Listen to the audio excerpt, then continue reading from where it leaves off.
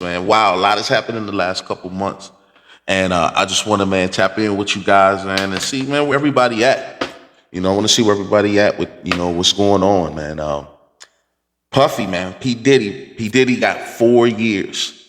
4 years. I kind of predicted that. That was in one of my choices. See, when you're dealing with federal judges and federal judge has so much leeway, he could have easily got the 11 years at least the 8 years that the probation came back with. See, people don't understand the judge really takes his cues from probation because probation can factor in like things that weren't charged, other acts. Probation can factor in stuff that he wasn't really found guilty of.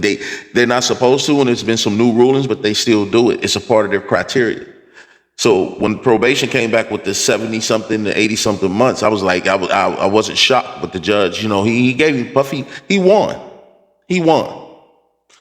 He won. P Diddy got 4 years, man. He could have got a lot more. He could have got a lot more easily. And I can tell you this.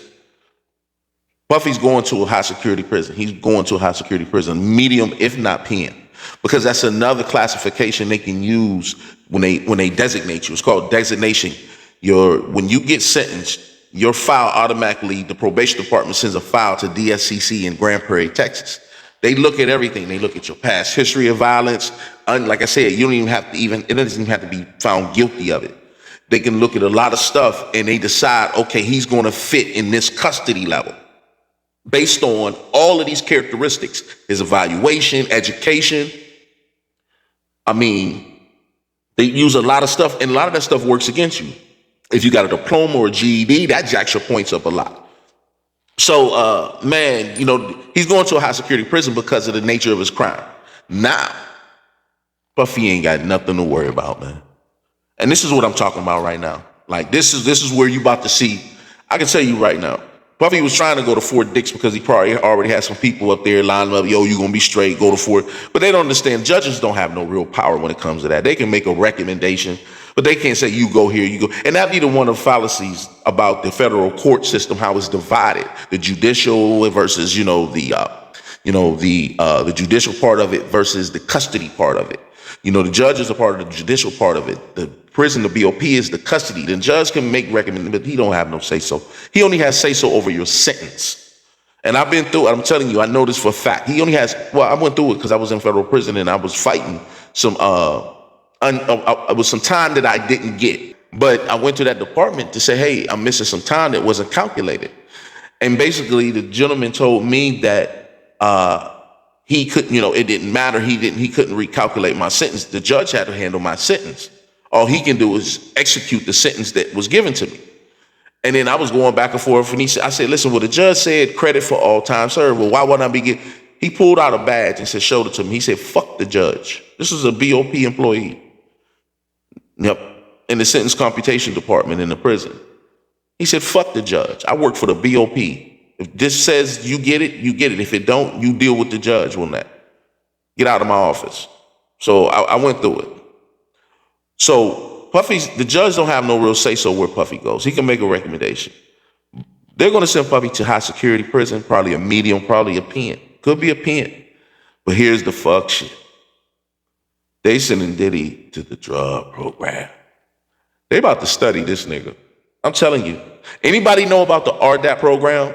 Listen, because Diddy, if he take RDAP, Diddy will be home in 10 months, 9-10 months, maybe, yeah, about 9-10 months. Because if he go in and get right into the RDAP program, he'll be home in 9 months. But they gonna drag him, and they gonna hold that little time over his head because guess what? The RDAP program is what's called a cognitive therapy program. It's called a drug program, but it really has a little to do with drug and more to do with your behavior and your thinking and criminal thinking patterns and pathologies and stuff like that. I'm telling you, they gonna study this nigga in there. Cause Puff gonna go in thinking he can manipulate the drug program and they gonna eat him alive. They gonna have niggas, oh man, I'm telling you, the drug program, I didn't complete it because I ended up getting early release. But I'm telling you, I was probably in the third phase of the drug program. And when I tell you, it's no joke. They play mental games. They break you down. They tap into your psyche, your behaviors, your triggers, all the facade, all that. Oh, they gonna, you know what they're gonna do? I'm gonna tell you one of the first things they do to a guy like Puff when you walk in the drug program, they're gonna do something to humiliate him. They're gonna let him just talk himself, talk. Yeah. Talk. Oh, I'm better. I'm a civil rights and the black people and this, and he gonna get on this, and they gonna tear it. They're gonna stand him in front of the class and let they're gonna have all these seasoned. See, they got hitmen, they got seasoned drug program guys that stand up and they're gonna break Puff down. They're gonna break him down. And that's what the drug program does. I'm telling you, it's, oh man, listen. But if he take the drug program, he'll be home in 9 months. He could get straight into the program. Oh, they're gonna line it up so he can get right in the program. But here's the problem. As far as dudes, man, Puff gonna come in there, man, they gonna jump on Puff thing, man. Listen, man.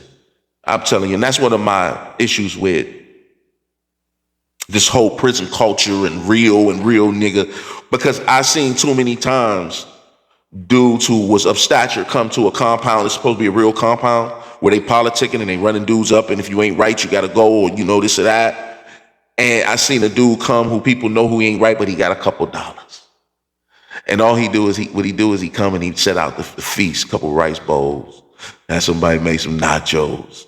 He feed the homies, and ain't nothing gonna happen, because as long as he feeding them niggas and buying them bowls and making strombolis and nachos and shit and breaks, they ain't gonna do a fuck thing to